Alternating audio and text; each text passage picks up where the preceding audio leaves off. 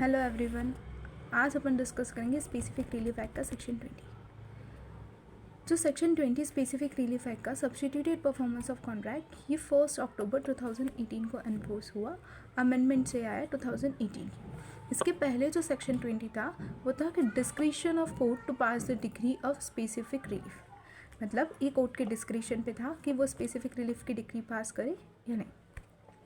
ये जो substituted performance of contract है इसको हम एक्स्ट्रा जुडिशियल रेमेडी भी बोल सकते हैं और अल्टरनेट रेमेडी भी बोल सकते हैं। ठीक है, ये जो सब्स्टिट्यूटेड परफॉर्मेंस ऑफ कॉन्ट्रैक्ट ये बोलती है कि इंडियन कॉन्ट्रैक्ट एक्ट को छोड़ के जो पार्टी ने एग्री किया उसे साइड में रख के जो पार्टी सफ़र कर रही है उसके पास ये राइट है कि या तो वो ऑन एजेंसी या किसी थर्ड पार्टी से उस कॉन्ट्रैक्ट को परफॉर्म करवा सकती है। ठीक है, अब क्लॉज 2 बोलता है कि आपको अगर आप ऑन एजेंसी या किसी थर्ड पार्टी से उस कॉन्ट्रैक्ट को परफॉर्म करवाते हैं, आप सारे एक्सपेंसेस सारी कॉस्ट रिकवर कर सकते हैं। बट पहले आपको क्या करना पड़ेगा, जो पार्टी ने ब्रिज किया उसको आपको 30 दिन का नोटिस देना पड़ेगा।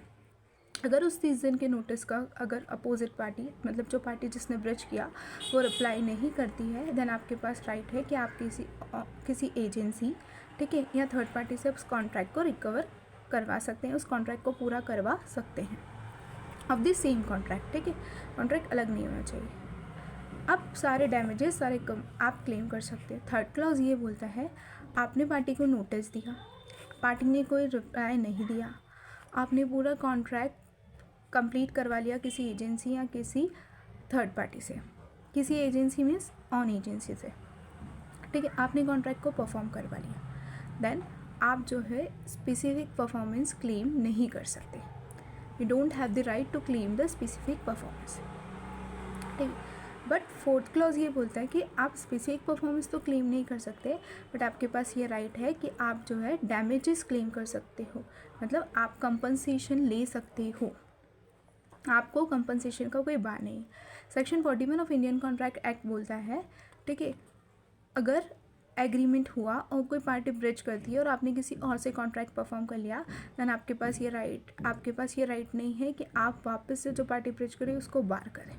ठीक है, अब आता है इसमें 3 क्लॉजेस और ऐड हुए थे, 20A, 20B और 20C, जो कि इंफ्रास्ट्रक्चर प्रोजेक्ट को लेके बात कर रहे हैं। अब 20A का एक्सप्लेनेशन बोलता है कि इंफ्रास्ट्रक्चर प्रोजेक्ट क्या होंगे, तो इंफ्रास्ट्रक्चर प्रोजेक्ट वो होंगे जो कि शेड्यूल में डिफाइन है। ठीक है, अब जो इंफ्रास्ट्रक्चर प्रोजेक्ट है, इंफ्रास्ट्रक्चर प्रोजेक्ट में इंजंक्शन ग्रांट नहीं करेगी कोर्ट ने बोला, court can not grant the injunction.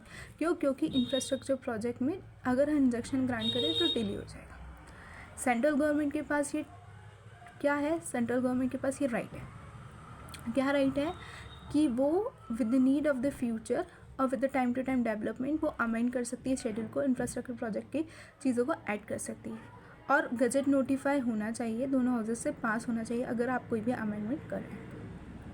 ठीक है, मॉडिफिकेशन और अल्ट्रेशन जो भी होगा वो दोनों हाउसेस के बीच में पास होना चाहिए। फिर आता है special court, chief justice of high court with in the local limits, उनके पास ये राइट है कि एक या एक से ज़्यादा कोर्ट को सिविल कोर्ट डिक्लेयर कर सकता है for the matter of the infrastructure project से डील करने के लिए और suits relating to infrastructure project से लेकर।